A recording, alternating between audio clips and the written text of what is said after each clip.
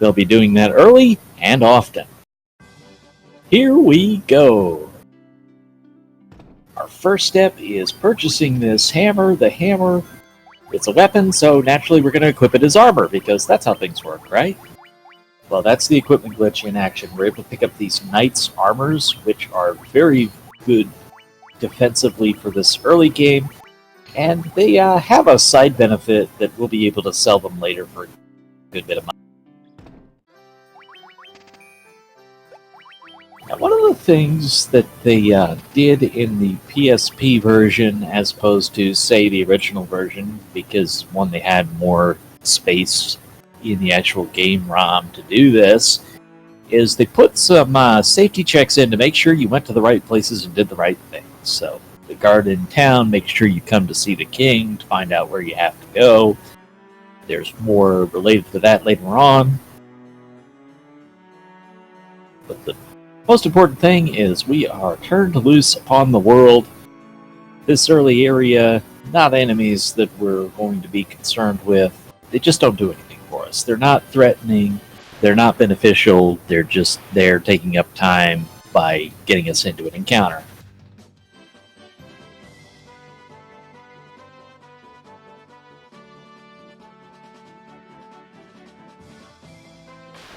Come on up to this old, worn-down castle that is called the Chaos Shrine.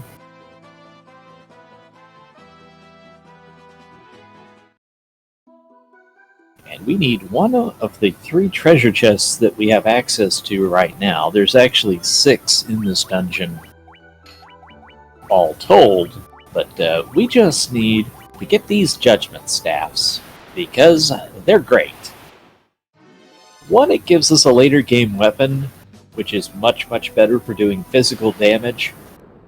The other important thing it does for us is using it as an item in battle casts Flare. Yes, the highest level black magic spell in the game, Flare. That one. Just so there's no confusion, it is in fact that. And you can imagine how overpowered that is in the early game, but just the weapon itself is enough to get us past Garland.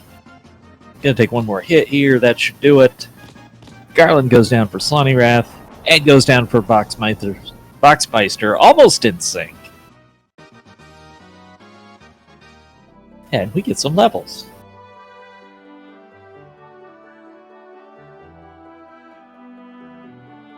That sweet, fast menuing that the PSP gives us. We also get a warp back to the castle. And in thanks for our efforts, the king is going to build a bridge. And the princess is going to give us something that takes up inventory space.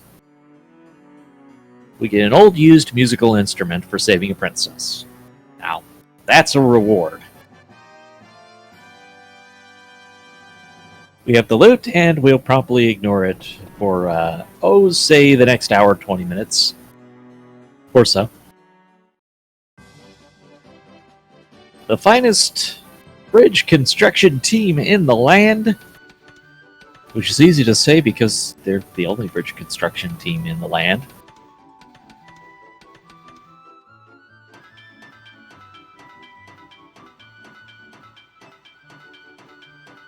They'll get this one put together for us, and then we have access to more of the world.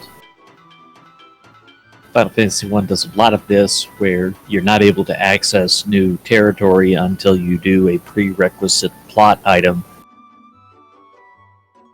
Helps keep a new runner on track without requiring a lot of information about the game before you play it.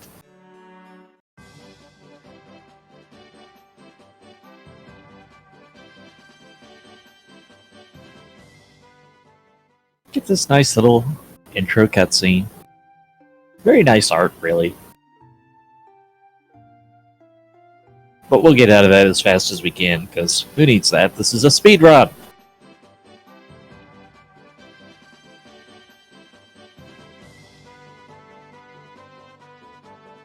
Yeah, both of these runners are coming in with something they want to improve. They had their race PBs each in the last run. but both felt like they left something on the table and would like to improve on it this run.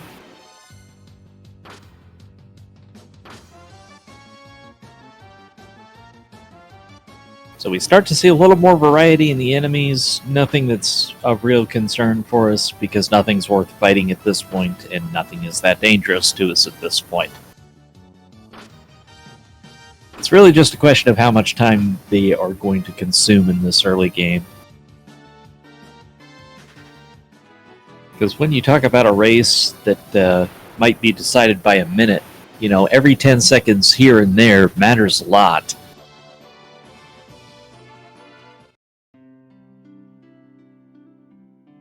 We enter Provoca, and it's a pretty deserted town when we first get in here. There's not a lot of NPCs walking around until after you deal with the pirates. Little route divergence, and we saw this last time. Swanee does his shopping before going up to deal with the pirates. Boxmeister takes care of the pirates first.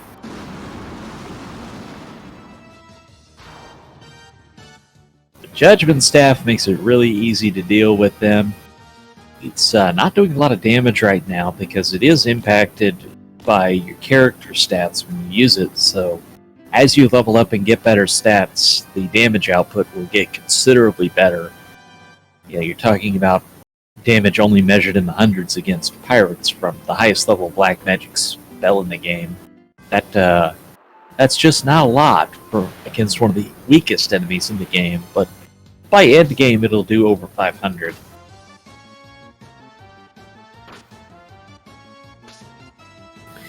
Once you're on the ship, you have a couple of options. One is you can play the puzzle minigame, or you can just continue on. Sawney did go for the puzzle minigame in the last run. He didn't do it right away, but he did it later in the run.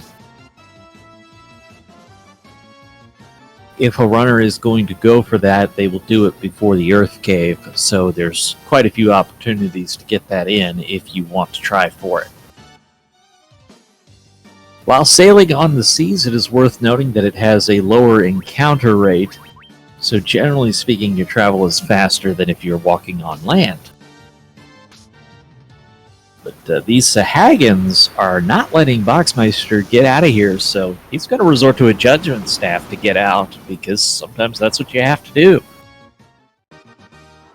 That is an encounter that's runnable, it just wasn't cooperating this time.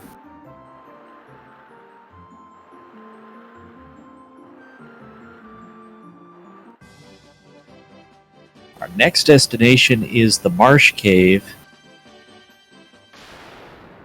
aka the Cave of Poison, because everything there seems to have poison damage.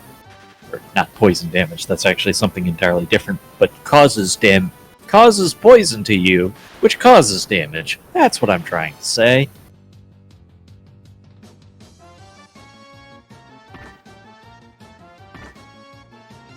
So if you're sitting here thinking, oh, this just isn't nearly enough Final Fantasy I in my day, the next upcoming race is going to be at 8 o'clock between Tenshai and Kanekar 267.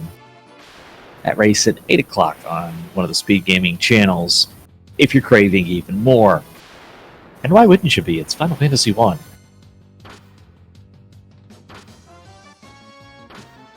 So all we need out of this entire dungeon is just one treasure chest, and that is what Sawneyrath is making a beeline to.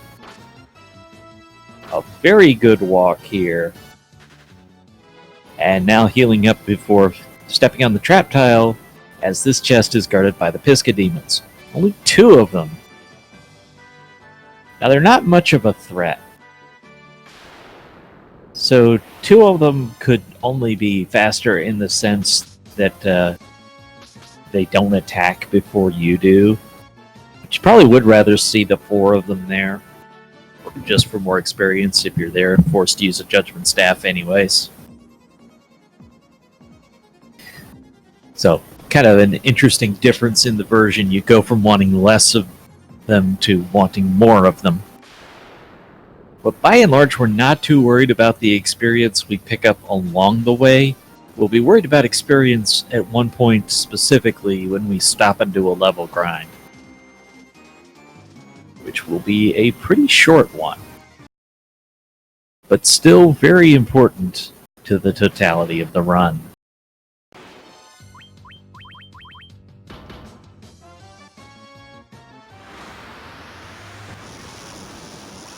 Sonny getting out of this cave as Boxmeister is now getting through the Biscuit Demons. He got 3 of them, so he got 50% more experience for that fight than Sonny did. But they're not a substantial experience enemy, so it's not like that is a big thing. It just is a thing. And it gives me something to talk about that's different than what I talked about last time, so I'll take it.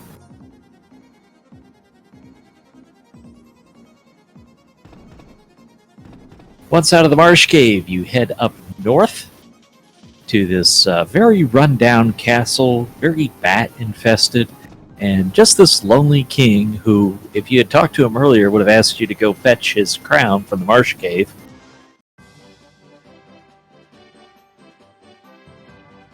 Don't know why he didn't just go get it himself, but in any event, we enter the Western Keep and find out that the king was Astos all along.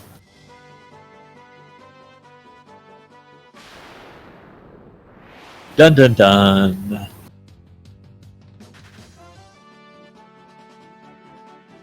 So once he finally finishes talking, we can get on with this fight. And that's mainly involves whacking him on the head. We also have Judgment Staff to add in the flare damage.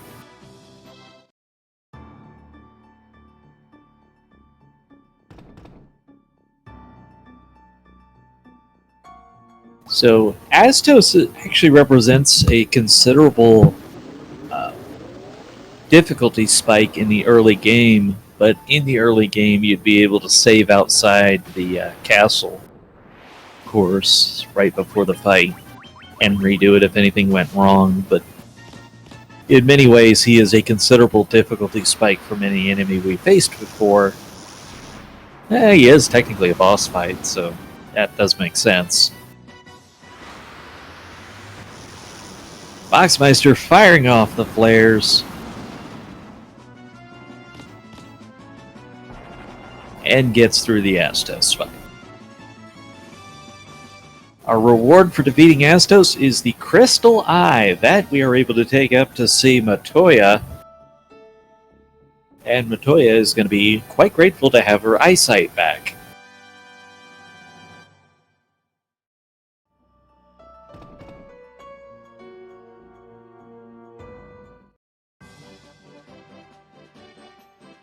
Of course, we have to go through the enemies to get there.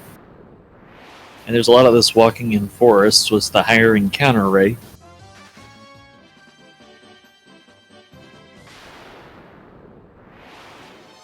But once we get through all that, we get to go back onto the boat, which is going to have a much lower encounter rate.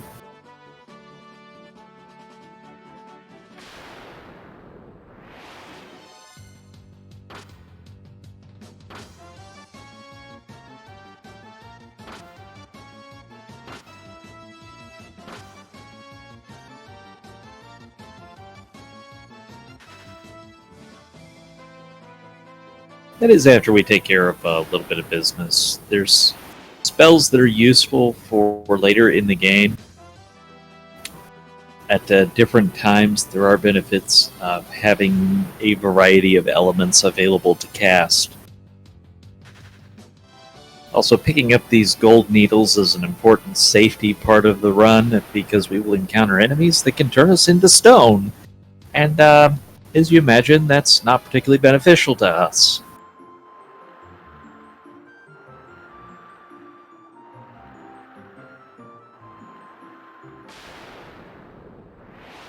Boxmeister making the trip north.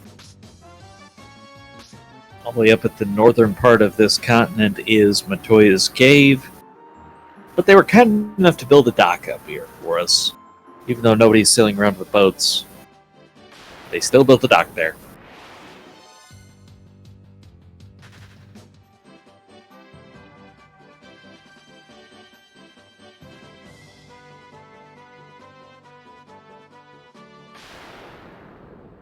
Sonny using the lightning AoE to take out the Sahag so he can get on with this. Sometimes you gotta resort to what I call nuke and run strats, because in the vanilla game, the nuke spell is going to kill everything. So it's whatever gets you out of the fight. You either run or you kill it with spells. Just get me out of here, whatever it takes.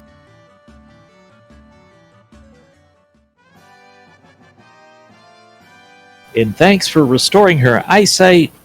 Matoya gives us the Jolt tonic. Apparently the Elf Prince is a bit of a soda addict. You know, he's got to have something for his LAN party, so we're going to bring him that Jolt. And he'll thank us for it. And really right now the difference between these runners is just random encounters. Seeing a little bit different pattern has allowed Boxmeister to get out to a little bit of a lead. But that's something that's just going to trade throughout.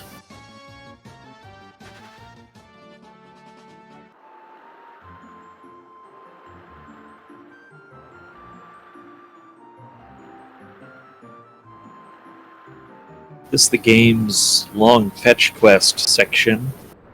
We're doing all this to be able to explore more of the world that we're not able to get to just now.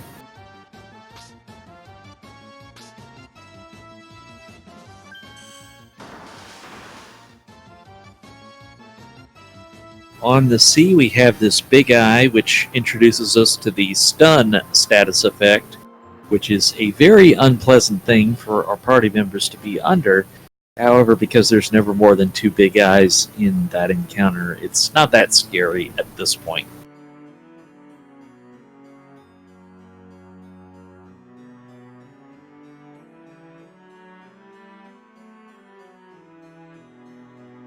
Alright, so the prince wakes up from his nap. He's ready to go for game night tonight.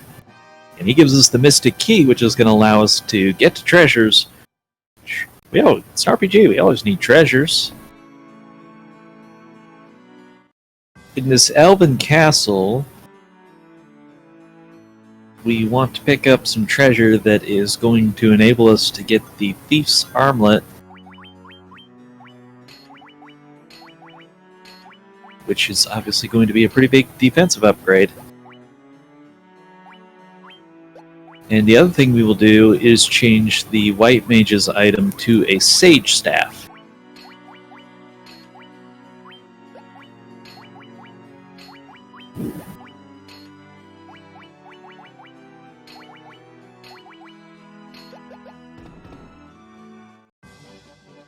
Well, actually, Boxmeister not going to do that right now.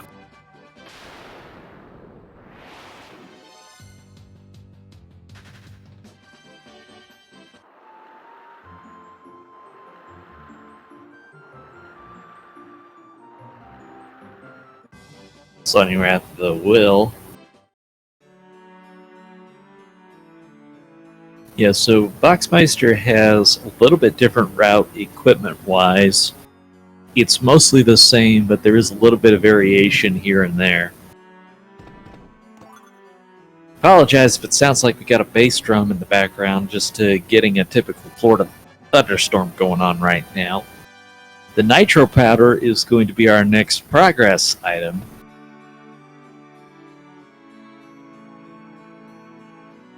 And we're going to take that over to the west to see the dwarves.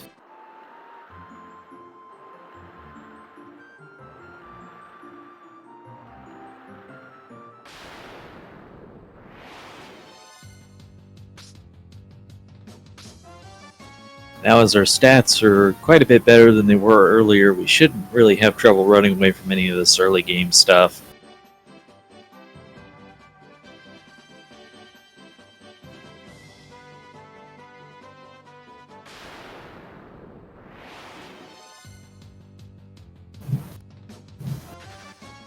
Couple ogres. We're not worried about ogres. We are worried about coming into the dwarf cave and talking to our good old buddy Narek. Narek's trying to dig this canal. We happen to want this canal to get dug, so we're going to hand him the nitro powder, and he's going to take care of business. we're going to get to explore more of the world.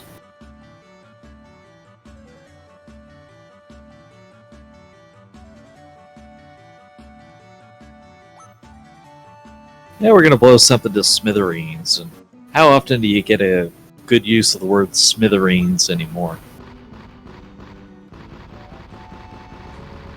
It's like, hey, Bugs Bunny used to use that word all the time. What happened to it?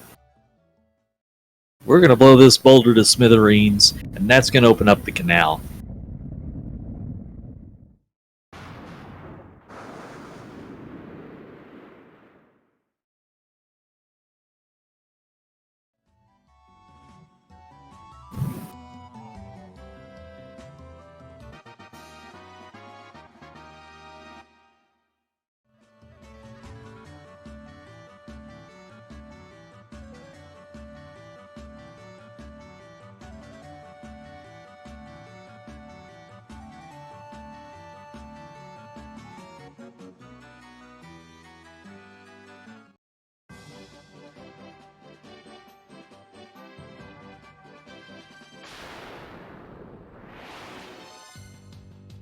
Oh, no, there's a good point in chat. Somebody must have blown up the word smithereens into smithereens. Makes as much sense as anything. So with this canal opened up, we're able to sail the boat into places heretofore unreachable. Of course, one of those places is Melmont, so who really wanted to reach it, other than the fact we're forced to?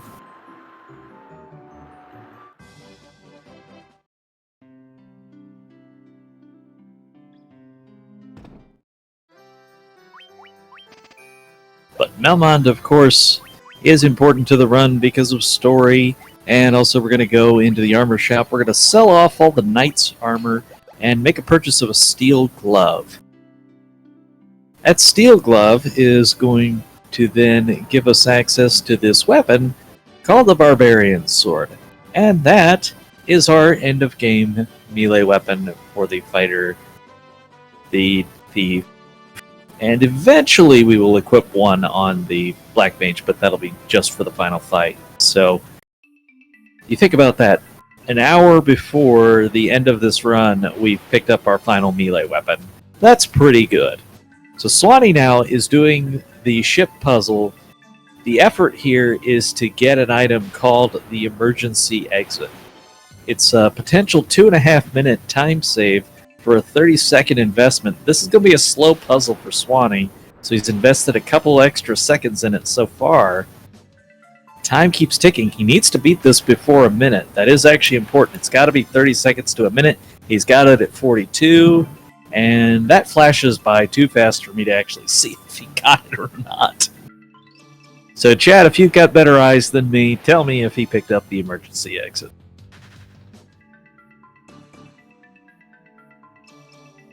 The advantage to that emergency exit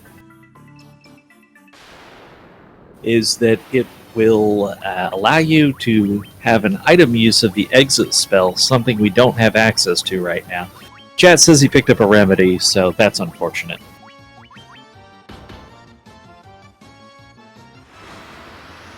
It's a 1 in 6 chance of picking up the emergency exit, so no guarantee by any stretch. Still, you're hoping. Got dueling Stardust effects there. Sawneyrath getting the dark status, which just really doesn't matter. Boxmeister had a random encounter of the Pisca demons. They do show up here randomly in the Earth Cave, and they are one of the unrunnable encounters. So you've got to take them out, or else they'll take you out. And I don't mean to dinner in a movie. The vampire is here. And then he meets the Barbarian Sword, and then he's no longer here. We're rewarded with this Star Ruby item, which of course we're going to go take to a giant made out of stone who eats rupees because it's an RPG.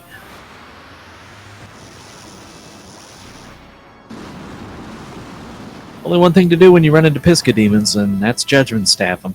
Actually, you can use the Thunder element spells But if it's not going, if your intelligence isn't high enough to get the damage output you need yet, you're better off using the Judgment Staff to make sure they go down, even if it would be a slightly faster spell animation.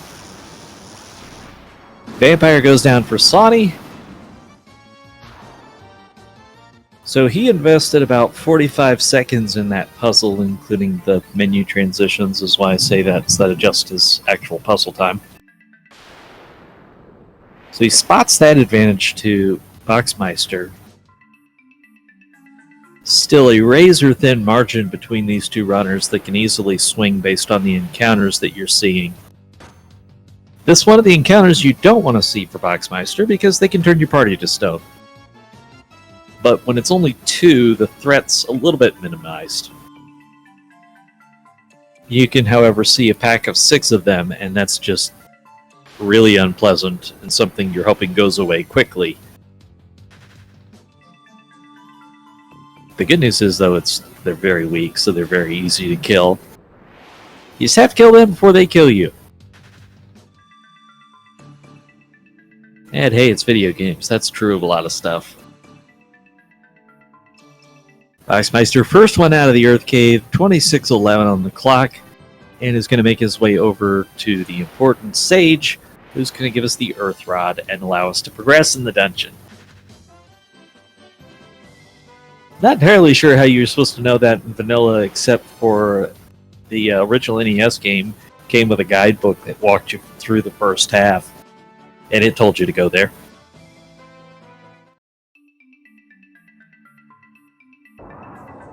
There's the giant. He'll take the ruby, and then he'll be out of our way. Really about a 30-second difference between the runners right now.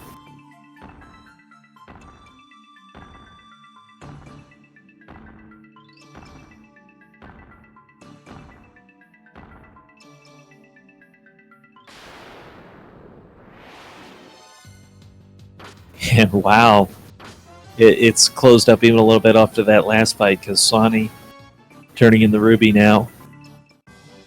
That is not many steps of difference between the two.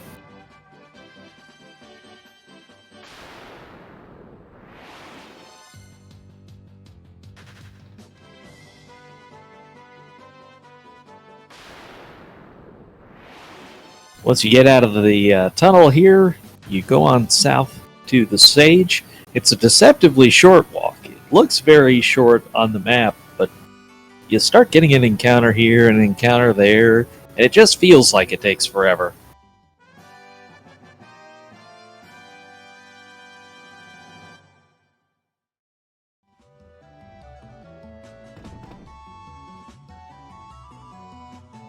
But you get here, you get the Earth Rod, and then it's right on back to the Earth Cave for us. Of course, this was designed to be one of the more difficult areas in the game because Melman doesn't have a clinic. You can't revive anybody. Although with items, that's no longer the important factor that it was in the NES version.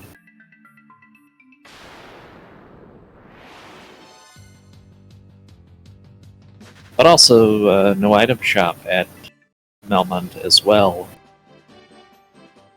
It's a town lacking in many things.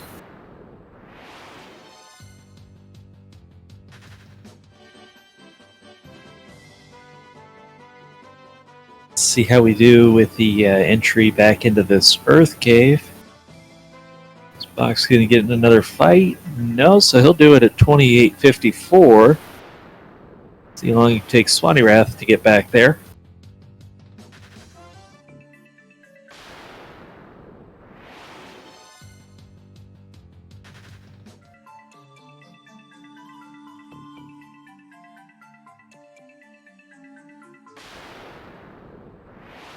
Boxmeister going to be working through this Earth Cave. You got to go right back where you were with the vampire vampire's room. So from a 54 to a 22 entry, yeah, so hovering right around that 30-second increment between the two runners right now.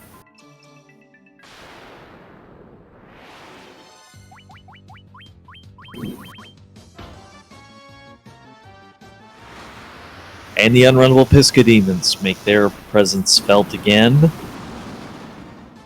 So we'll make a judgment staff be felt by them.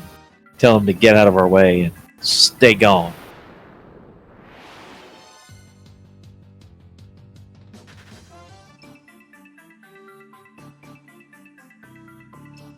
By and large, we want to run away from these random encounters as much as possible. They just don't do anything helpful for us. But when you're forced to deal with them, you want to get the fight over with as quickly as possible. Right now, Judgment Staff is a pretty good answer to a lot of questions.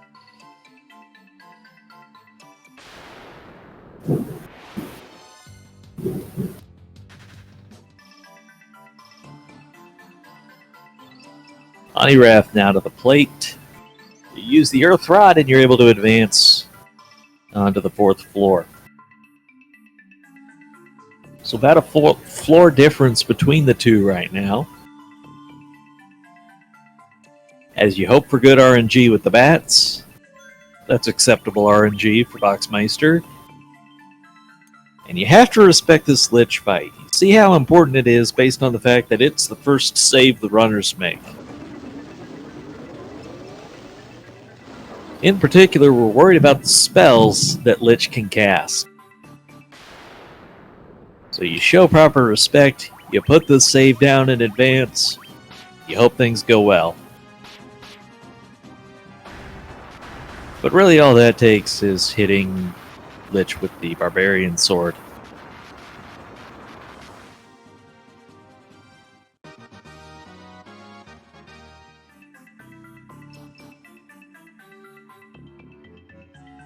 Once you've hit him hard enough, you restore the crystal for Earth. You're 20% of the way to summoning Captain Planet. No, just kidding. With the Earth crystal restored, we are able to advance further into the game. Both of our runners getting ledged down without much trouble.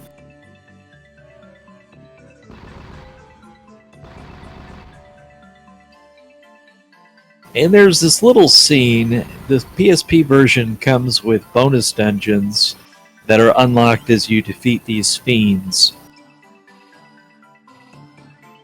So unfortunately, as we defeat each of them, we have to see those cutscenes come up that we'd rather not have. They just take time. We're not worried about those bonus dungeons.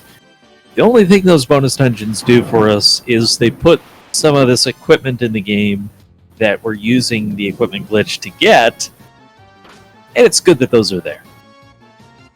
But as far as the dungeons themselves, we don't want to worry about that. Just time-consuming, no benefit. We're trying to get to the end of the game as quick as possible here.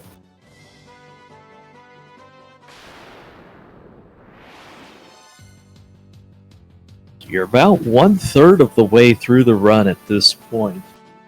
Next destination will be the town of Crescent Lake.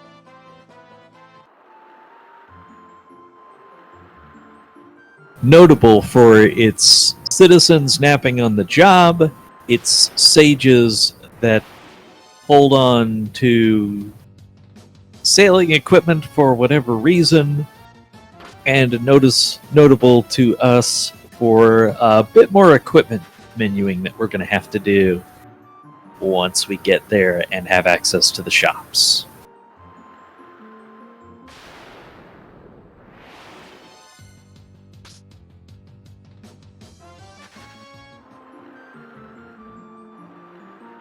These runners just so close right now, and again, we're talking about a little past the 1/3 mark of the run, and there may be a fight or two difference between them.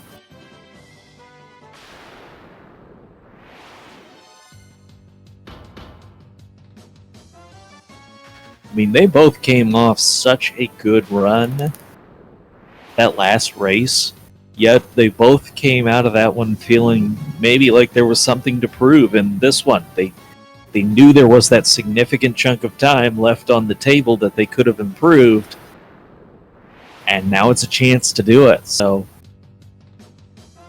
I won't say they come into this race expecting a great time, but I know both these runners are wanting that under 130 time in light of what just happened in the last race.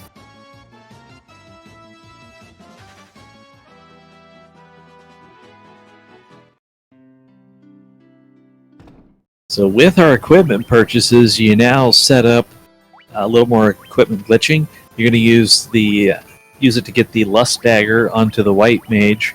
You're also going to put the Black Garb onto the Thief and the White Mage here.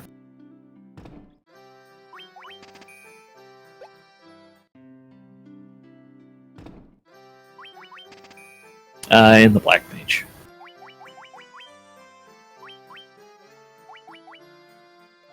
Once your shopping is finished and your equipment is glitched, you come on over to the Circle of Sages, and it will give you the canoe.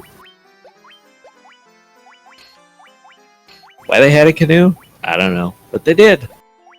And they're kind enough to give it to us. It lets us move on with the game, so we'll take it.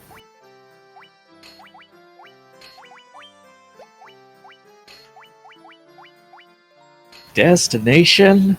The coldest place on the planet.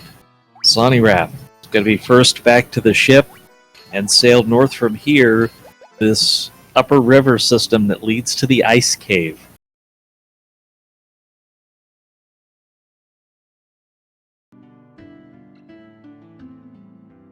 The ice cave enables us to get the airship.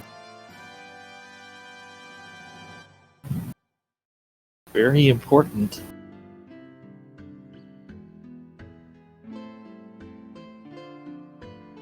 And it's perhaps the most dangerous dungeon of the run.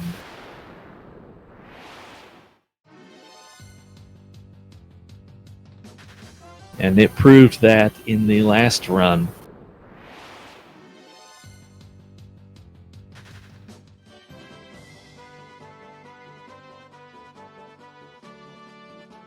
What is this, and what have they done with Final Fantasy I? Asks chat. Well, they did a couple of remakes of Final Fantasy I from the NES version. This in particular is the PSP remake of Final Fantasy I. It's the preferred run of the speedrunners because of the amount of time invested.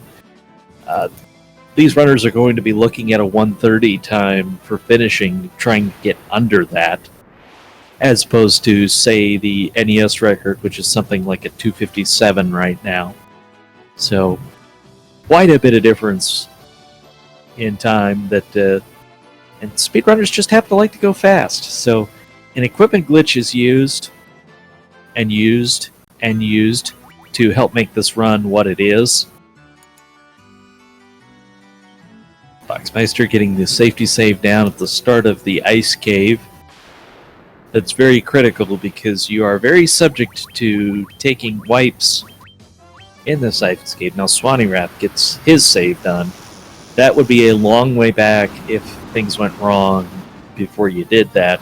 You'd be all the way back at Lich and have to refight him. That would just be crushing a time loss if that happened.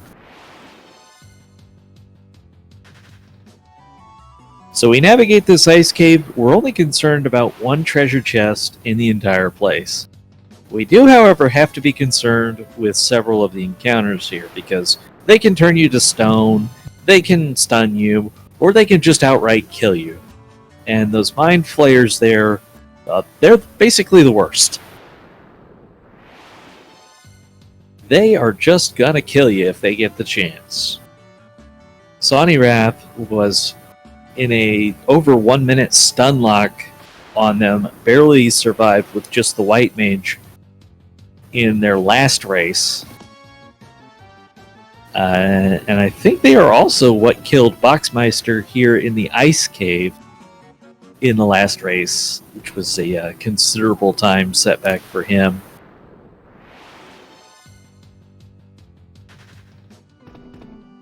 Other notable encounters here, you have the Pisca Demons, which of course, still unrunnable. And then also very notable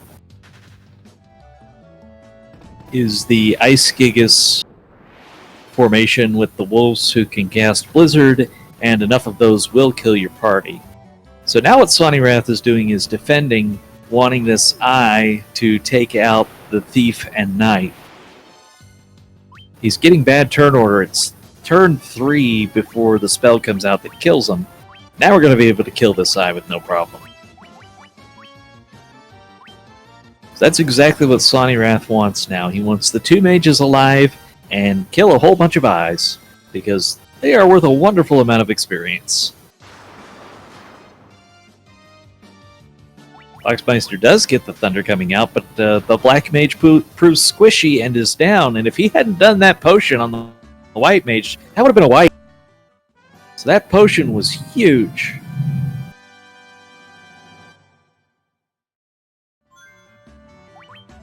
Sawneyrath taking care of business, getting the level grind done here. They'll be in near sync at this point. Boxmeister, again, has a little bit of unfortunate luck here, but I assure you of one thing. He's going to be very deliberate about his steps here, because this is where things went wrong last time. After the first eye fight, he took a step too far. He caught one of the trap tiles you can't see, and he fell back down through the dungeon, losing his grind, and then he took a wipe and had to redo the entire ice cave as a result. So he's going to be very deliberate about the steps here, make sure he's only doing the 1 step away and then right back to this evil eye. Take it as many times as you need.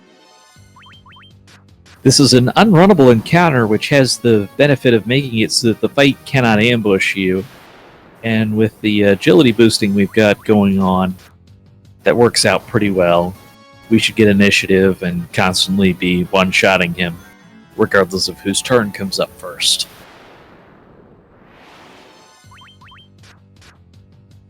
This is where we get the bulk of the levels for these mages for the end game. It just happens right here. It goes pretty quickly because that experience is only divided by 2 people. So if the eye were to give 100 experience per fight, if you divide that by 4 people, they'd be getting 25 each. This is a bad encounter for Sawneyrath. This is not the encounter he wanted to see. Looks like he's going to melee to try and get out of here safely. And he does. That was a very, very unpleasant encounter to see, because that's one of the things that could kill him here. Back to my experience explanation. So if you're dividing that 100 experience by 4 party members, they're getting 25 each. If you divide it by only 2 party members, they're getting 50 each. So that's the reason we're dropping down to those party members. They get leveled up faster, and then they're ready for the end game. The thief and the knight, they get what they need along the way. Not as much priority. Ice Gigas and Winter Wolves, this is also one of the concerning fights here because of their ability to cast Blizzard.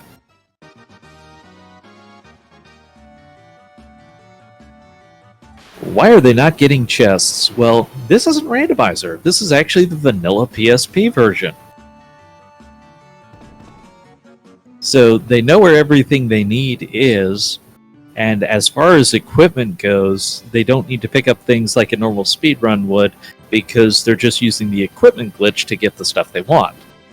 We've already got endgame equipment that surpasses what's available back in the NES version, because of the bonus dungeon content that the PSP offers.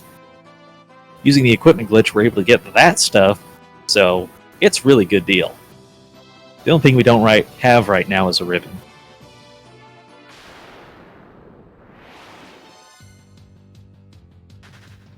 Sawneyrath going to be the first one to pick up the airship. I call it 44 minutes.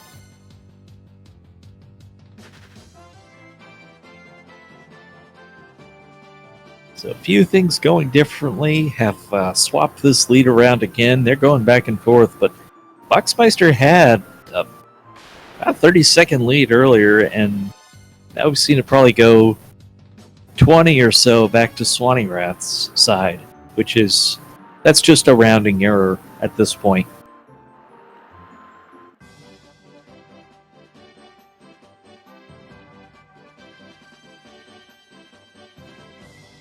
Next destination is going to be the Citadel of Trials.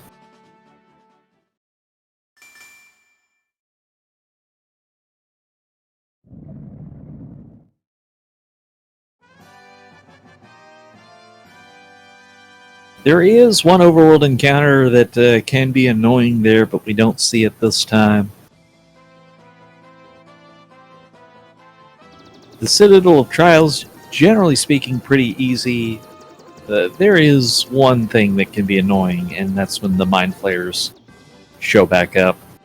Particularly getting a pack of them is an annoyance.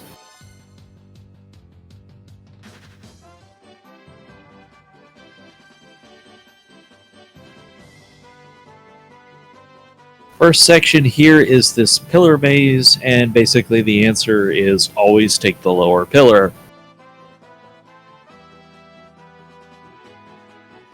So it's really easy to navigate, and it makes this a very, very short dungeon. The Medusas cause for a little bit of concern, but not too much.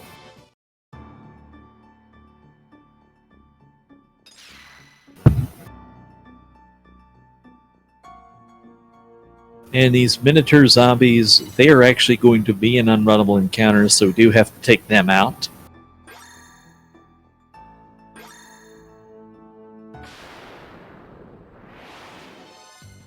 Sawneyrath is through the maze, comes up to see the nightmares. The nightmares, an annoyingly high agile enemy. So even though this is a runnable encounter, you see people just go ahead and try and kill them to get done with it that much faster. Because a first round kill is going to be faster than failing to run. Boxmeister dealing with the miniature zombies.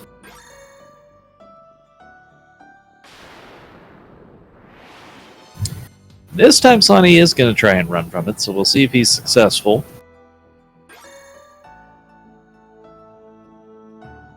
He is, so that's a very welcome sight. This, the spot of another route divergence. You'll probably see Boxmeister go get a chest down there. I'll talk about that in a minute. Sawneyrath gets what we're here for, the rat's tail. And then you're just one boss fight away. So he gets the 2 zombie dragons. This encounter can be 1 to 2. It's actually a pretty good experience encounter, so it's nice to pick up the 2 and just add that little bit of buffer.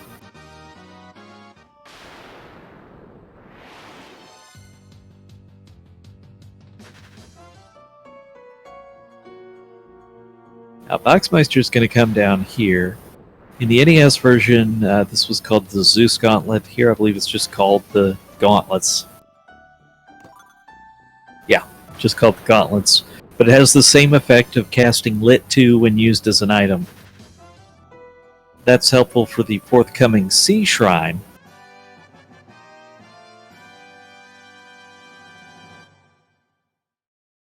As the spell animation is going to be faster than Judgment Staff casting Flare is. So Boxmeister took an extra couple steps there and ended up with an extra encounter for his trouble.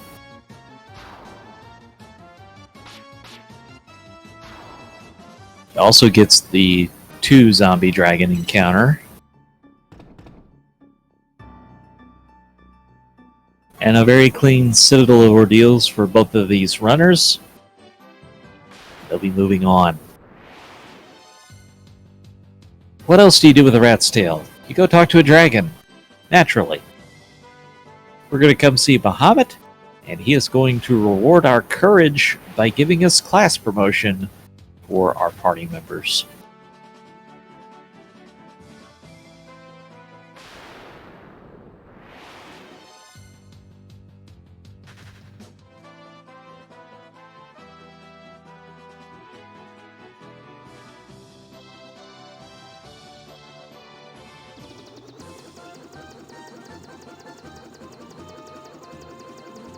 So, not a lot to say at this point other than close to the 1 hour mark. So this is a best of 3 matchup between these 2 runners. Sawneyrath took down game 1. That was just a couple hours ago. In fact, was finishing right about an hour. Or no, I'm sorry. Never mind. But they had game 1 earlier today. Swanee picked up the win. Both of them picked up a race PB. And both of them had a section of the game where they felt like there was some time to get back.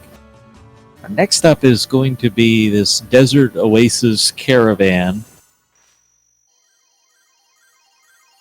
where we're going to purchase some very important things. The first very important thing is the bottle. The bottle is a required plot item. The other very important thing is these Giant's Tonics. The Giant's Tonics are what enable us beating the game at lower levels. If you did not have the Giant's Tonic, you would need a considerably higher level to survive the Chaos fight than what the speedrun gets. But because of the increased HP of the Giant's Tonic, you're able to do it at that lower level.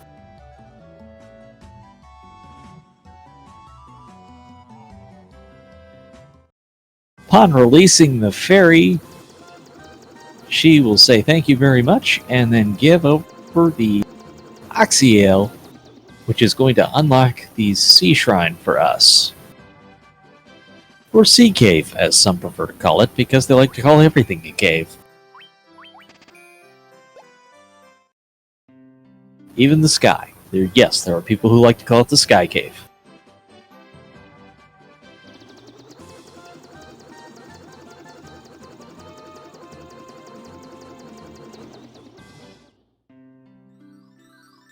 So with that wrapped up, Swanee goes north, because that's the fastest way to get south, and we enter the volcano, aka the Volcano Cave. Alright, I'm done with that. This volcano, notably, the floor is lava. Also notably, on the NES version, this was one of my favorite pieces of music that the game had to offer. It was such a cheery little tune.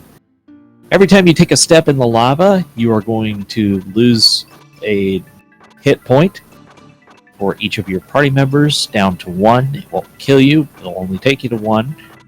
However, that means you can be at very low hit points when you encounter a normal enemy.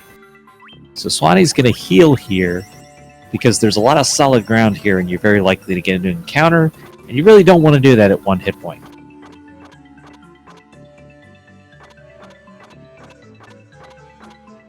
But this is a very, very quick dungeon when you don't have to find anything. You just have to go straight to the boss. Really is the fastest of the Fiend dungeons. Because just like that, Swanee is here. Maybe one more fight after this Minotaur battle. But no. That's what you hope for, is that you won't get the encounter, but you figure you probably will. And here is our Fiend of Fire.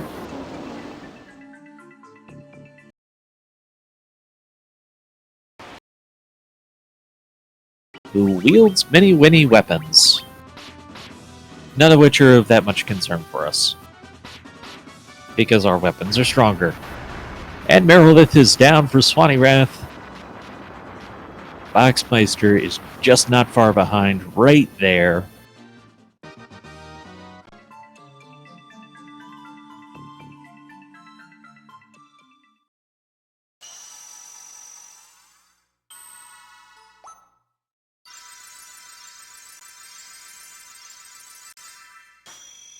And the fire crystal is restored for Sawneyrath.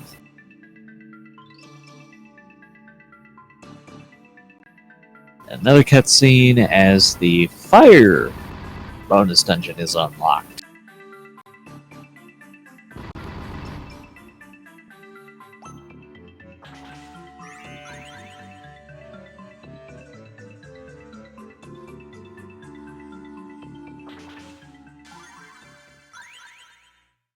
Boxmeister takes care of business against Sawneyrath.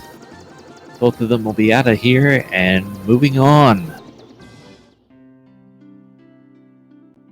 Elfheim is important to us, particularly because of spells. So we need one white magic spell, and we need one black magic spell in particular. We need haste, and we need the heal all.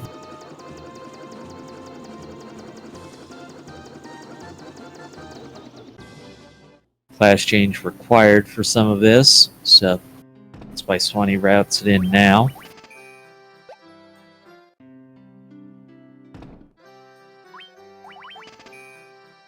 And the teleport spell, called Warp in the NES version, will take you back one floor at a single cast. We're going to use that a couple of times in pretty quick succession here, but it saves a considerable amount of walking.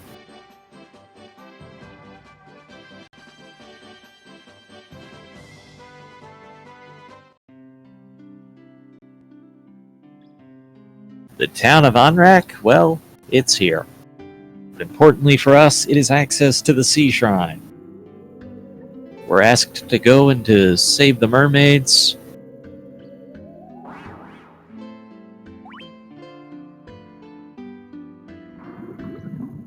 The NES version says that Kraken's going to turn them into bubbles.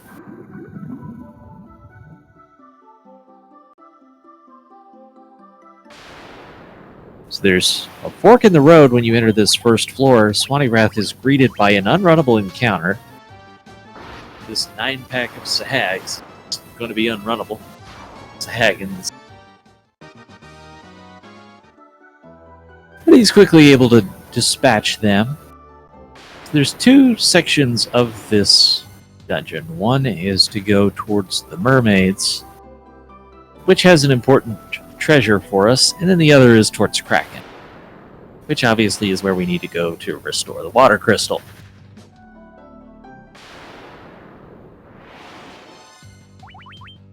This water elemental is going to be unrunnable.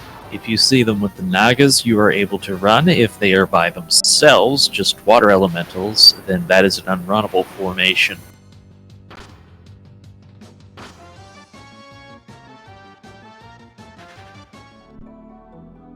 Now, Boxmeister is going to descend into the sea. This floor of the Sunken Shrine is notable. It will have no encounters, so you're just able to walk all the way over here.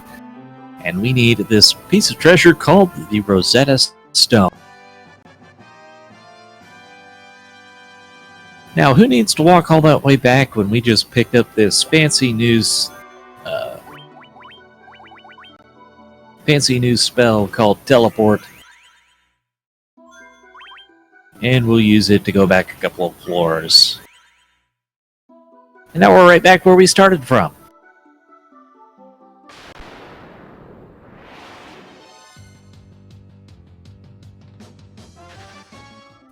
Boxmeister just getting the other unrunnable formation that's in this Sunken Shrine, the Ghosts.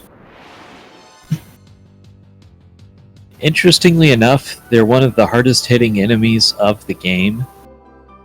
They were only given one hit, but that one hit really, really strong. Now, with our defensive gear, it's not as much of a concern, of course. But if you didn't have this defensive gear, that would be an encounter you would notice every time you got it. Speaking of, Sawneyrath gets it now. With only the two, he opts to go for the melee damage. You one-shot them, and you don't have to sit through the spell animation. Probably that line of relevancy is 2 versus 3. He picks up the light axe.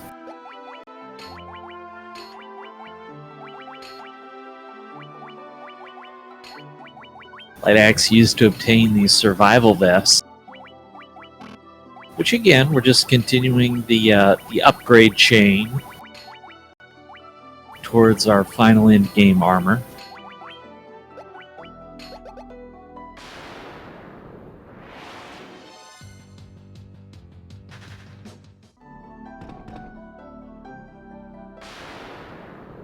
Right now we're going to be particularly worried about one more piece of equipment. That'll be coming up in the waterfall. A pack of 5 ghosts. Now that is something that could do a lot of damage if we didn't have the defense we do. But no messing around with this. Boxmeister uses the Mage Staff for the fire damage instead of the Judgment Staff. That a choice because of spell animations. That being the Mage Staff having a faster one. And picks up his ribbon here. In Final Fantasy I Randomizer, we've taken to calling that the Sharknado room because of the trap tile, which is 1 to 2 white sharks. Sawneyrath will be the first to Kraken. Getting here just north of the hour mark.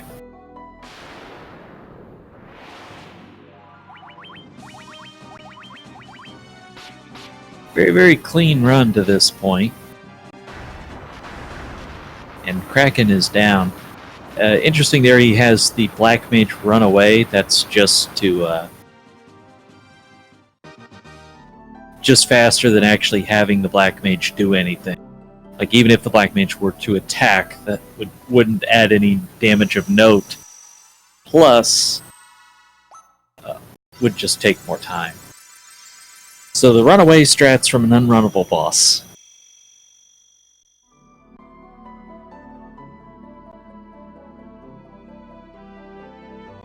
Been a very smooth run for both runners right now.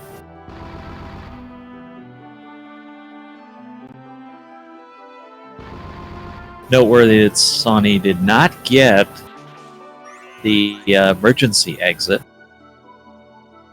but has just executed the game very well since then. And the Sea Shrine is complete. Next stop, Waterfall.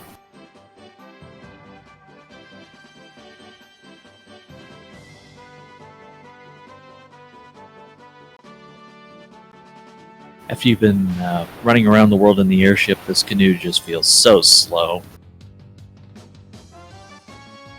It's walking speed, but boy, it just feels terrible. So into the waterfall. Typically a pretty safe dungeon. There's a couple of things that can be annoying. These nightmares can sometimes be annoying to get away from.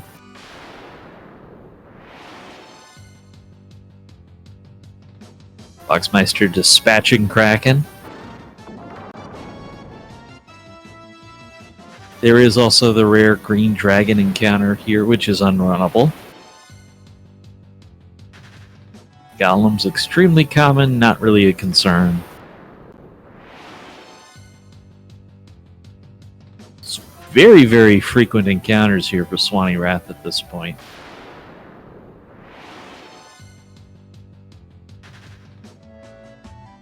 But he's having it go very well as he is running. His turn is coming up quick. He's getting away from it first try.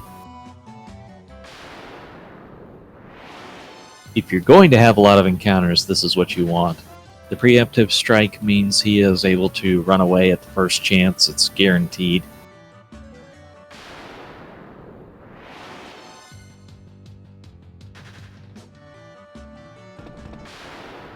Here we are with the robots room. That is a pretty ugly formation of that encounter because that's a lot of enemies that can turn you to stone. You want more mummies, less birds. Just for safety's sake. We get the warp cube, and then Sonny's going to want one other piece of treasure.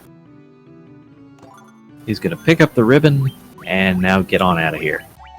Well, after equipment thing, he'll get out of here. So this is a funny case because you reverse the equipment glitch. This ribbon is the piece of armor that we want, and it's glitched back into a weapon. But the reason to do that is because you can glitch multiple ribbons off that single weapon. Boxmeister did this back at the Sea Shrine. Sawney does it now. Both of them get their ribbons they need for the end game. The ribbon gives you protection against status effects. It also notably gives you elemental resistances. So your typical fire, ice, thunder, it gives you resistances against those spells.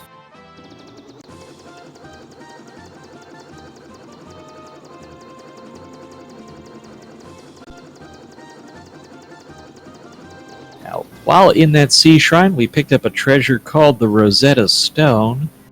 We bring that back to Melmond for one final trip. Dr. Un uses that to teach us the language of Lefane, because we'd much rather talk to them in a language we can understand instead of seeing Lupa. That's just not a pleasant experience at all.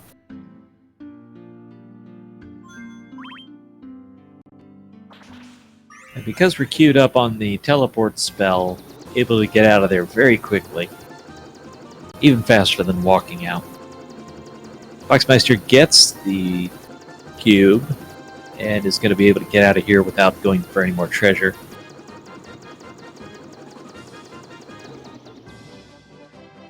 Now we have one really long walk ahead of us. The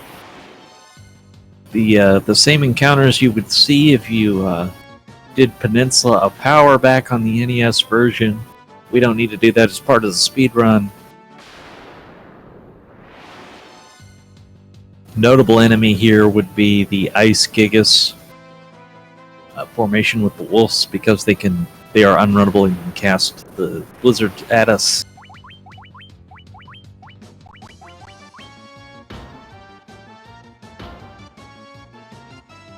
Minotaur, Zombie, and Troll, an annoyance.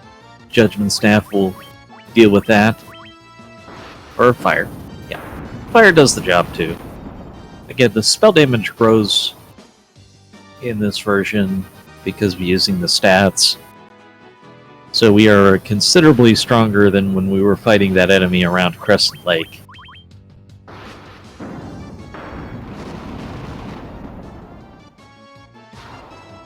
Quite a bit.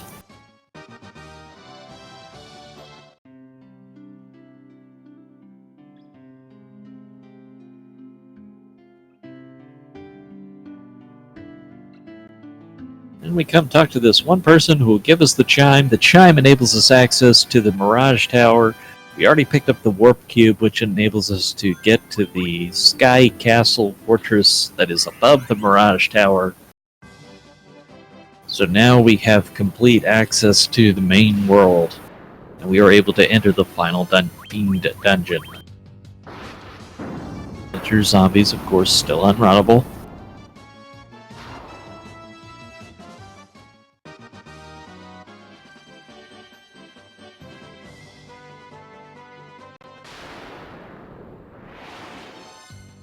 Now the Winter Wolves, this is a runnable formation because there's no Ice Gigas there, but it's still scary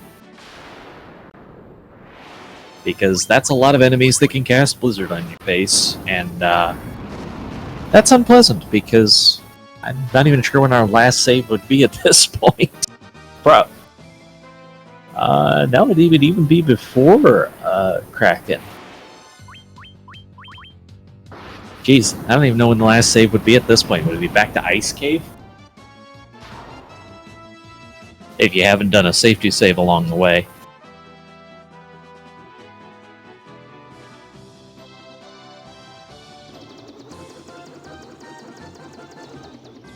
But we're right here in the neighborhood. We have a Mirage Tower to deal with. And there will definitely be a safety save taking place in here.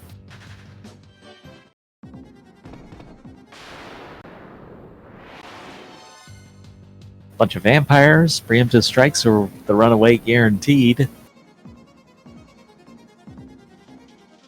In the base game, you're concerned with them, the crit rates.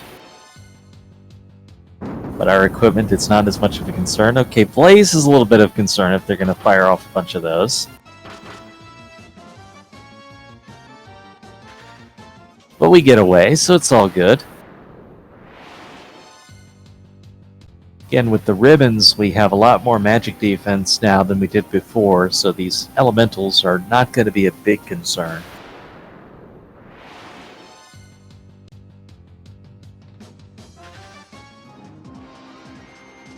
However, if we happen to see our big old robot buddy at the top of here, ribbons don't do you a lot of good against him.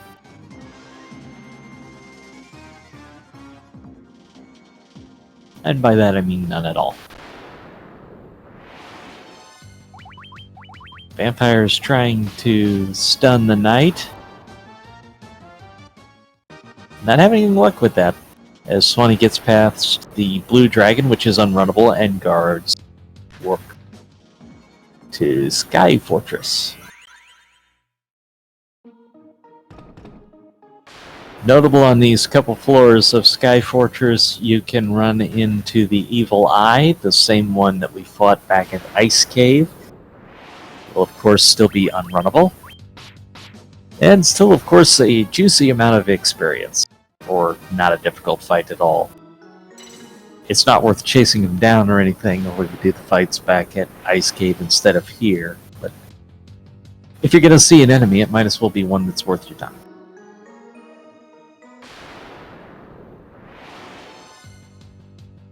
Boxmeister now to dispatch the blue dragon.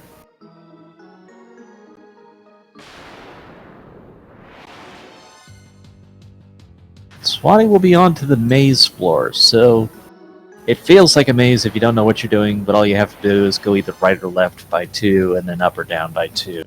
You're there. These air elementals, they're the only elementals that are runnable. A notable distinction for them.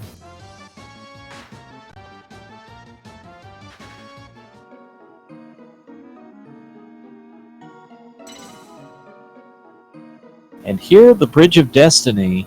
Oh, Swanee, you didn't safety save. Did not safety save on the Bridge of Destiny. So not only are you closing in on your destiny by restoring the 4th orb, but that's the bridge where Warmack lives. These Vampire Lords for Boxmeister, very high crit ability from them. And these Mind Flayers still have the ability to instantly kill you, so they're unpleasant for that. Tiamat goes down.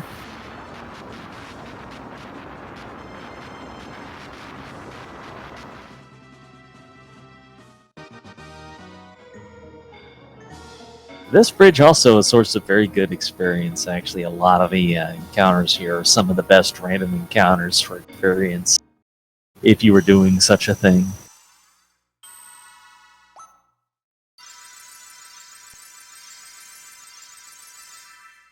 Boxmeister onto the Tiamat fight. So that's how close this is right now. We're a Tiamat fight apart. And it's not a long fight.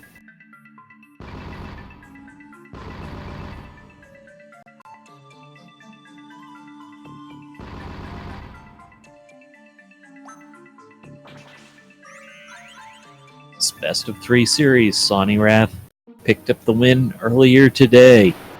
Now trying to put the match away and be the second runner to advance in the tournament. In the brackets rounds.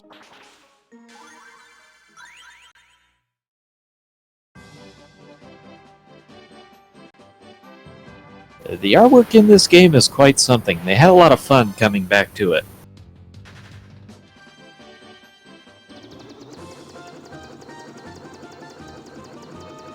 I'm not good at mono recaps, but for my recap, this has been a very, very smooth run for both players. They're both putting on a clinic of how to do this. Really, the only thing that's gone noticeably wrong between the two runners, if you can even call it that, is Sawneyrath went for the emergency exit from the ship and didn't get it, so there was like an extra 10-second time loss versus the normal puzzle. So about 40 seconds lost there. Other than that, I mean, as viewers, no Warbeck, so that's unfortunate for us, but for runners, it's preferable to not have him. Other than that, been very, very clean execution. They're both here, going into the Chaos Shrine, sub 115. Now this is interesting because there's a whole lot of unrunnable encounters in this Chaos Shrine. This one's runnable, but it's even scarier. This is why. This is the Ice Storm. It's what you don't want to see. You don't want to see 4 of them. Sawney's gotta be a little worried here. Takes the second one. Black Mage down. Third one. Got away. Okay. Another round of 4 of those would have been an absolute disaster. So that is one of the scariest encounters that you see here.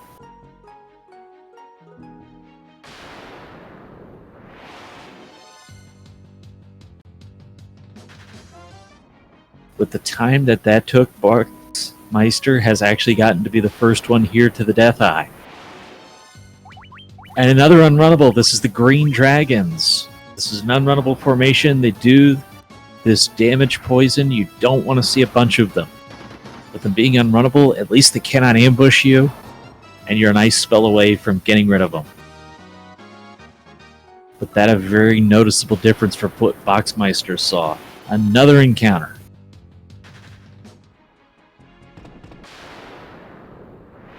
There are still plenty of these unrunnable encounters ahead.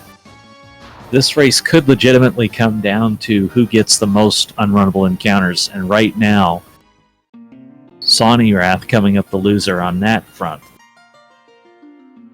Purple Worms, though, are unrunnable for Boxmeister, but they're one of the fastest unrunnables to get rid of. With the weapons we have, it's very quick to get past them. So close between these runners right now. One of the things you got to worry about is not making the big mistakes. So Sawney doing the extra safety save there. This is where he can still run into these white dragons, which is one of the encounters he's worried about. You can see that he's not even running. He's saying, kill these things. I'm not even going to risk running away from them. First Ice Storm is off. Black Mage down.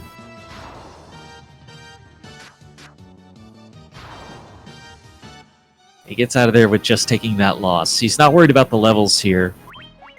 Yeah, his levels are great for everybody, so it's not a question of experience. There's nothing lost there. He just wanted to get out of that fight with absolute safety. The Black Mage HP is not great here.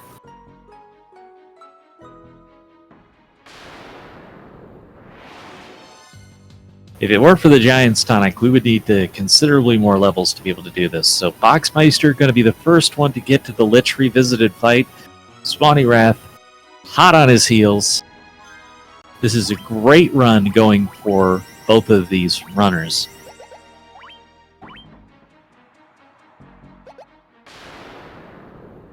Boxmeister using the haste, trying to get the more damage off. Haste will double your hits.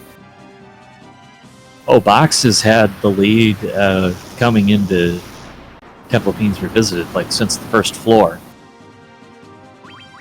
Lich doing exactly what Lich can do to wreck your day.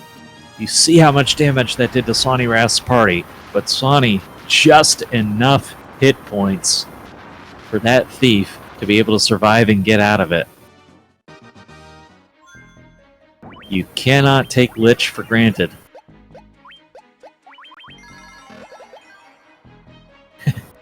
Lich is no speed bump in this version of the game, that's for sure.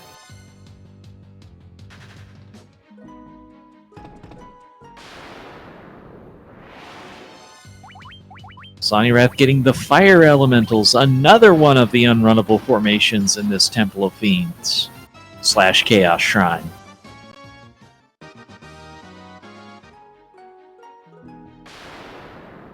This is the fire floor. You'd rather get encounters out of the way on the fire floor instead of the water floor. Because there's, other than those fire elementals, which are rare, there's no unrunnables. Boxmeister is through the Sawneyrath Revisited fight onto the water floor. This is where some time could swing back depending on how many encounters Boxmeister gets.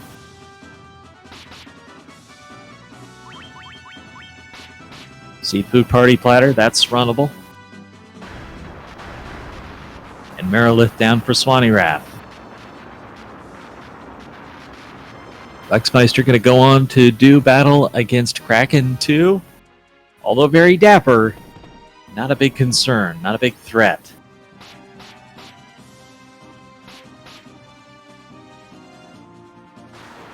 Firing off Thunder, is this going to kill a Black Mage? No, got enough HP to survive.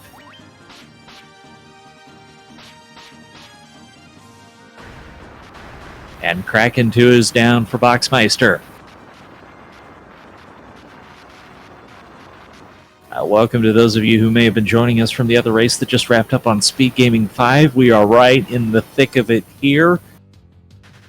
Just so close between these two runners. Sawneyrath about to get to Kraken 2. Boxmeister onto the air floor. Another unrunnable encounter for Sawneyrath, the water elementals. I mean, that's at least 12 to probably only about 4 for Boxmeister. Big difference between them on that front. Ink comes out from Kraken, that's basically a free turn.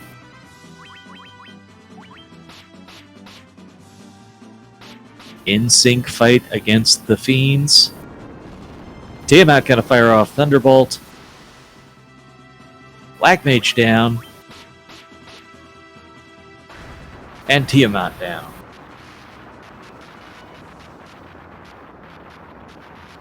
And they're a fiend fight apart. Sawneyrath is into the Tiamat fight right as Boxmeister finishes it up. Boxmeister did not heal before getting into this encounter. That one is known for its crit rate. 4 purple worms. This is unrunnable. Judgment Staff will take care of business.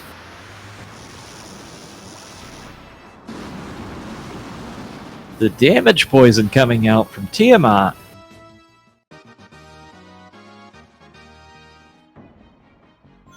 And Tiamat down for Sawneyrath. So here we go. We are onto the Chaos floor. There will be no random encounters on this floor. What there is the final boss of the game. Is 20,000 hit points. And you need some good turn order to pull this off.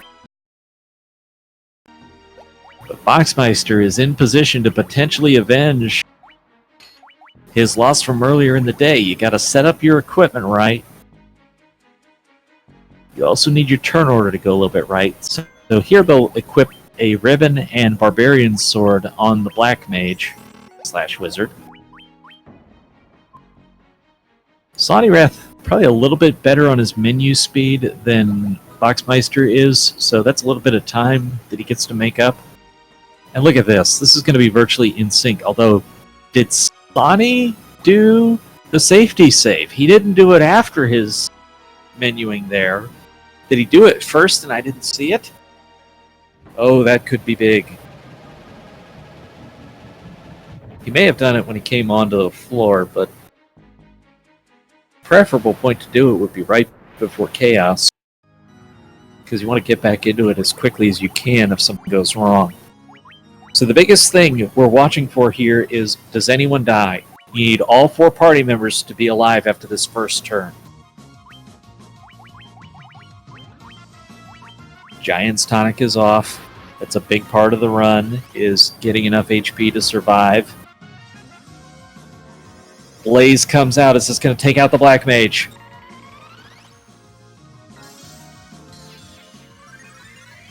Just survives. That's dramatic for Sawneyrath. If that had taken down the Black Mage, it would have been big. You still need to get these hastes off. You need the Ninja, who's the primary damage dealer, and the Knight, who's the second damage dealer. Up with that haste. Yoshi, thank you so much for the raid. Coming in to see these runners heads up against it with Chaos here. Even more dramatic on Boxmeister's side, surviving with only 3 hit points on that Black Mage. blizzard coming out. Again, the Black Mage just survives. They've got the setup now, Swanee does. They keep the hit points going. The heal is critical. It keeps you alive. It comes last turn. Last action of the turn before you start the next round. Now, big here would be, does Chaos use spells or does he attack? When he attacks, it's much faster than the spell cast. So once you have the setup, you absolutely prefer Chaos to be attacking instead of casting spells. And right now, an extra punch instead of a spell could make all the difference. Boxmeister has lost the Black Mage. Now, this is significant. It's damage that's lost. Sawney getting hit with Tornado. It's a big hit. Heal comes off.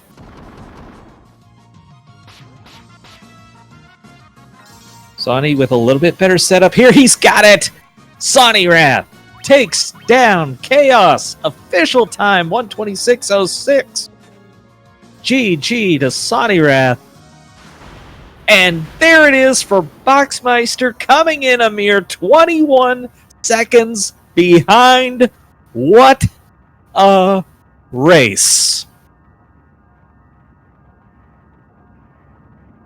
They were, I think, less than a minute apart on the last one.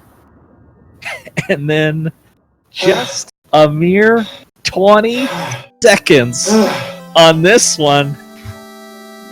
Boxmeister, first and foremost, congratulations on the PB. Is that an overall PB? That is a PB by more than 3 minutes. Holy shit.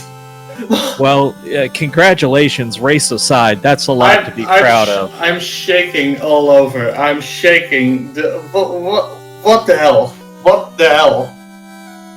I have no words. I mean, if I lose this way, then this is fine. I'll take this loss anytime. If this means that I get this PB. Holy shit. Sonny, congrats. Holy shit. What just happened? You put on maybe the best race of the tournament. That's what's happened. Oh my god! Did we both really just get 126s?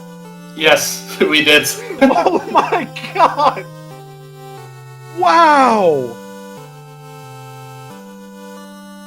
Oh, I'm still shaking. I'm also really, really shaking. The RNG of my Chaos Shrine was the best I've ever had. Holy shit. I had subpar RNG for freaking Topher, but oh my god, my Earth Cave. I was minus 312 on my average at my Earth Cave, minus 123 on my PB.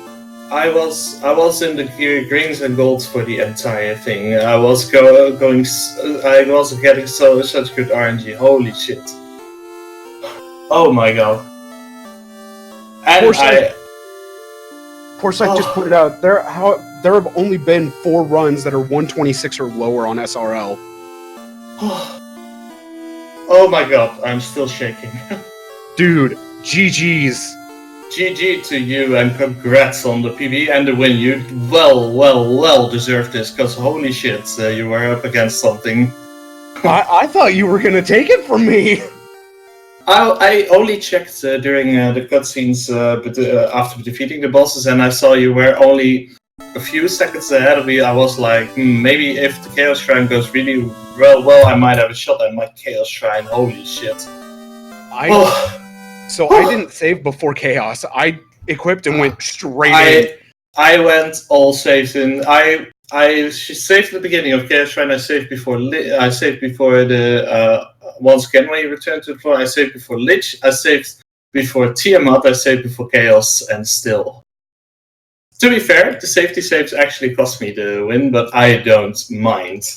Even still, you got a 126 with all those safety saves, and that is no small feat. I finally beat my lifelong goal, which I never, ever thought I would beat. Which is actually beating Krill's speed. because he's the reason I got into running this game. He showed it to me at the marathon we're both organizers of.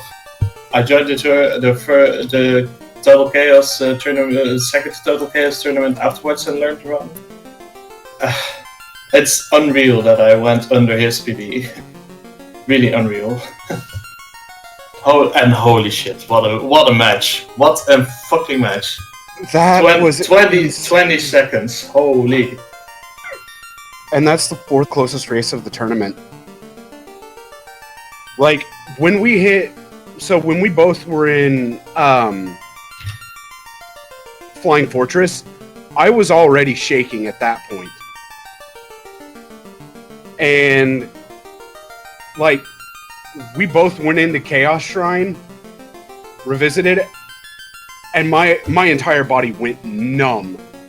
I went numb into the Chaos Shrine. I need to focus. I had no encounters in the Chaos Shrine up until the second time you got the second time you visited the Ice Dragon floor. It was pure insane how that RNG I got, and poor side is salty in chat. Jesus, losing with a 126. Wow. I think that's by far the fastest loss we've had in this tournament, I think. And the fastest win, I think. Yes, both correct. Oh my gosh. Oh. I mean, y'all have had so much to say. I just sat back here and let you know. This actually happened. Oh my god. Yeah, I mean, I was like, okay, sure. I had 160 health on my Black Mage. I was like, okay, if I wipe against Chaos once, then I still should be able to get a PV up. But I was playing it risky, and my Black Mage pulled through until 2/3 into the fight. But at that point, I had done so much damage already. I was like, yeah, I'm gonna wing this. Oh my god! That was so razor thin. Sawny had run into the white dragons on the first floor, and a bad turn order on the next round could have wiped him before this even got off the ground. I got so lucky. Oh, I got so lucky. Double, if you're in chat, your dragons are my dragons now. I'm claiming them, because that would be the second time that's happened to me in either a marathon or a race setting. I'm sorry, but I am claiming your dragons. Oh my god. That's a lot of dragons. Oh. Not to mention, I got 2 random white dragon encounters in Ice Cave. Back to back! One of them's a 1 in 64! I had that the previous match, actually. Or at least one. I had something rare in there. I don't know. My mind is completely gone. Yeah. Well, Sonny, you have to recover from this and get ready for a whole nother round of the tournament. I gotta get ready for top 8. I never thought I'd actually say I'm going top 8 in a tournament. Oh man, in the last second when I was ready to press time, I was for a second thinking that I was actually gonna win. Dudes, I am not at all upset by losing this match, because this was an amazing. This was on both our ends an amazing run and an amazing race, and there's no shame in losing that. Congratulations, congratulations on your wins, because you both your runs tonight were astoundingly good. Really, I greatly appreciate it, Box. You played extremely well as well, even considering all the safety saves you took. This race was close for so long, even with me doing 15 puzzle to try to get the emergency exit outside of Melmond. We still finished within, what was it, 22 seconds of each other? 21 seconds? 21. I feel like that's something that's unheard of, especially with both of us having 126s. I mean, I think these 2 runs show the high points that PSP can really give. It's really insane. It's really insane. So Also, insane. I don't know if Yoshi's around, but Yoshi, you got a new time to beat, because you had just beaten my 127.02 not too terribly long ago. Oh yeah, the other race was started earlier, of course. Oh, man. I mean, you all made this post race so easy. I mean, just had to sit back and let you go. Want to mention real quick that there's even more coming up of this tournament tonight. We have Tenshi versus Kaneko 267. That's going to be at 8 o'clock on one of the Speed Gaming channels. Hope you'll join us then. There's more action scheduled for tomorrow at 8 o'clock. Green Cleric versus Asabi. And hope people are able to see so much of the great action that's still ahead in this tournament. I guess with that, we'll ask Box, any final thoughts? I enjoyed being in this tournament. I had fun in the group stage with my matches. I had fun. I really feel blessed to be able to race against Forsyth. I had a really fun time racing against him. And really am glad that I did these two matches today. And I felt shitty after the first match, but I end the tournament on an all-time high for FF1. So I think that's good. I want to thank the community. I want to thank Speed Gaming. I want to thank all of you. Really means much to me. Well, it's a terrific way to go out. Swanee, for you, it was an incredible day, and now you get to go get ready for the winner of Double Drop versus Hollysmith. Yeah, so the 126 goal has been a goal of mine for quite some time, though I took a massive break from this game and came back to it when I saw that Total Chaos 4 was happening.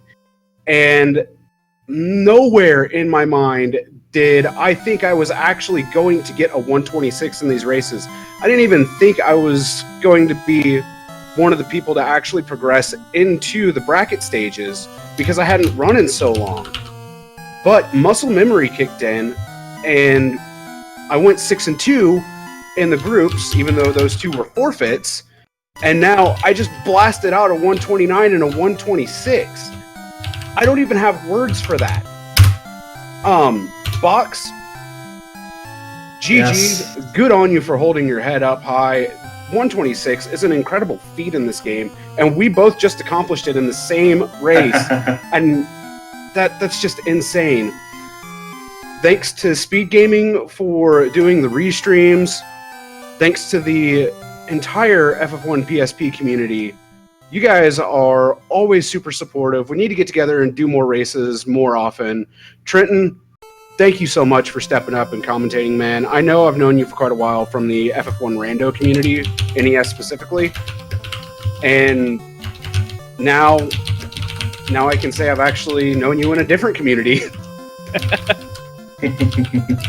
Well, it was phenomenal to be here for this. This is as good as video game races get, not just FF1 PSP, not just FF1. This is as good as it gets. I mean, you both came in and just destroyed this game like speedrunners do.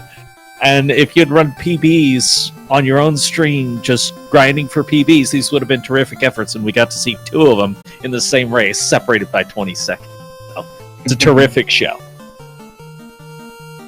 So with that, we thank each and every one of you who joined us this afternoon. Hope you have a great rest of the day.